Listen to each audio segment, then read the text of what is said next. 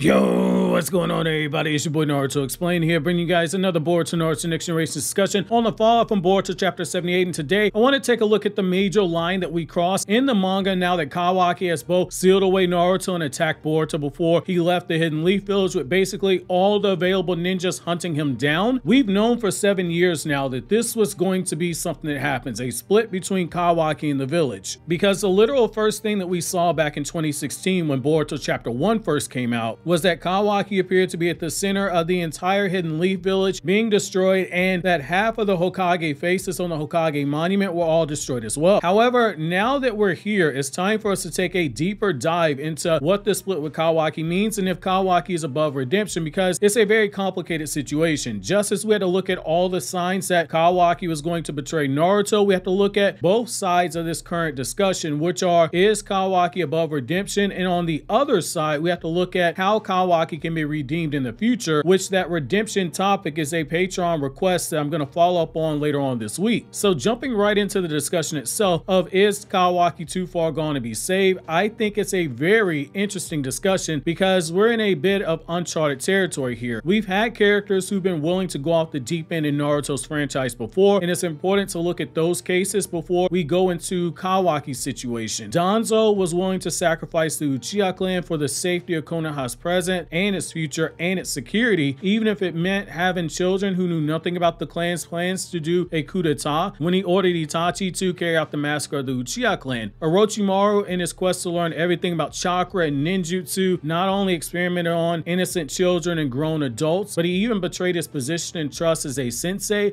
to place the curse mark onto Anko, who was his Genin at the time. And even after leaving the village, he had no problems kidnapping and experimenting on people like Suigetsu. Sasuke, by the end of the series, had been on the precipice of true darkness after he learned from Hagoromo that he did not need Naruto alive to break the infinite Tsukuyomi, because Sasuke could just use all 9 Biju in the place of Naruto to break the Genjutsu. Sasuke was willing to kill Naruto and then kill the 5 Kage who were helplessly trapped inside the cocoons that were produced as a byproduct of the infinite Tsukuyomi before he released it, because Sasuke's solution to changing the ninja world was to literally remove Naruto, who was his biggest obstacle and a representation of the failed shinobi system, since Naruto was a Jinchuriki and someone who aspired to be a Hokage, and then he wanted to remove the Kage who represented the older way of doing things in order to open up a power vacuum in each ninja village that he could seize with force now that the Kage were out of the picture. In each of those instances, with the exception of Sasuke, these were not characters who you as a reader were supposed to feel conflicted towards or even root for, not like you do with Kawaki. Danzo can be argued to be justified in his reasoning when you look at the totality of the circumstances, but by the time we learned that Danzo was the one who pushed Itachi to carry out the Uchiha massacre,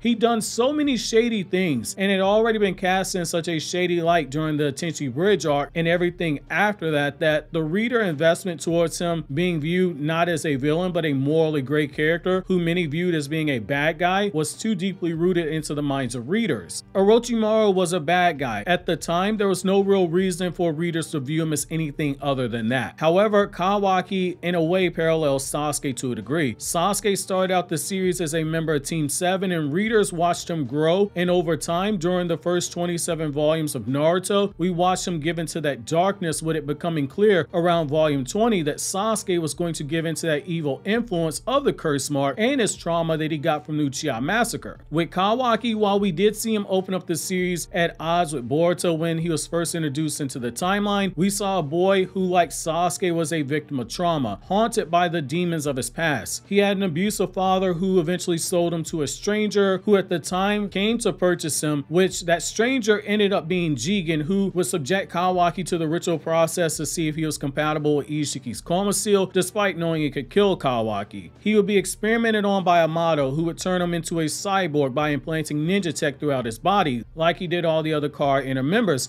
He was brutally beaten by Jigen on a daily basis when he wasn't being disciplined by Delta, with the intention being to break Kawaki down until he was nothing more than an empty shell. He was harassed multiple times by Code, who out of jealousy would attack him, choking him out until Kawaki would pass out. We were given a reason to feel sympathy for Kawaki and to root for him, despite knowing what the future held for him, with the story doing such a good job and making many wonder how could a boy who was being adopted by Naruto, trained as Naruto's first student, and ended up descending into madness that far or even raise his hand against Naruto, yet that very moment has actually come here. However, where we see the difference in Kawaki and someone like Sasuke is that Sasuke, for as misguided as he was, despite Sasuke being correct that the shinobi system was the true villain of the story that needed to be changed, his method to do so was one that came at too high of a cost, which is what Naruto had told him back then. Darkness and hatred wasn't the answer, even if Sasuke's Rinnegan and Sharingan combination, when used properly, gave him the keys towards immortality to carry it out. The difference is that while Kawaki is correct in saying that the Otsutsuki are the true problem, he's taking things a step further than what Sasuke ever said he was going to do. What Kawaki is doing and talking about is genocide. It casts him less in the light of someone like Sasuke and borderline on the same plane as someone like Eren Yeager from Attack on Titan. Barring the controversial scene towards the end of the manga, genocide of an entire race, the Otsutsuki clan. That's a huge line to cross right there. He isn't wrong in his assessment that the Otsutsuki are the true problem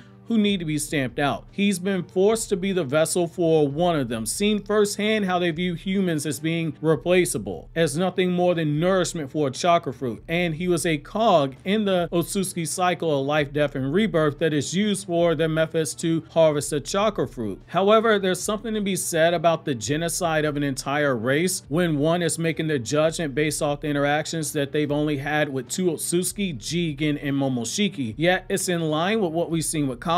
When he was first introduced, he saw Boruto and company as a threat and viewed them as being car outers despite them having the headbands of a shinobi village. In his worldview, there are only those who work with Car and Kawaki himself. There was no in-between there. When he spoke to Naruto and he spoke again to Sarada, he spoke the words "you shinobi" to Sarada, and when he spoke to Naruto, the wording had a very similar context in saying that shinobi are fated to die and that he wanted to spare Naruto that fate because, as he said earlier, his entire world revolves around Naruto, but he still referred to Naruto in the sense of "you shinobi." He's dealing in absolutes, which is absolutely dangerous. He's proven his words aren't just bark, but they're a warning before the bark turns into a bite. He didn't hesitate to seal away Naruto, didn't hesitate to try and kill Sarada, and he's not going to hesitate to wipe out every Otsutsuki in existence, and the story has already given him the means to do so, because there's a very good chance that Ada will join him. Ada, the 16-year-old who has the power to see everything that goes on, hear everything that's being said as long as it's not being discussed via a method like the Yamanaka clan's hidden jutsu, she's able to peer into the Otsutsuki dimension. That's the difference here. Kawaki has someone who can point him in the right direction of the remaining Otsutsuki. He has the power of karma, which has space-time travel, and he has the powers of Ishiki's dojutsu, which we know are shinjutsu powers, and he's going to have an ally in Damon who has an overpowered ability that will more than make up for any gap in power that might exist between himself and whatever Otsutsuki who he's assisting Kawaki in dealing with. However, not every Otsutsuki we've seen in the series is actually evil. Even though I absolutely detest the filler flashback for Kaguya, I'm actually going to use that in this video to make this point, even though I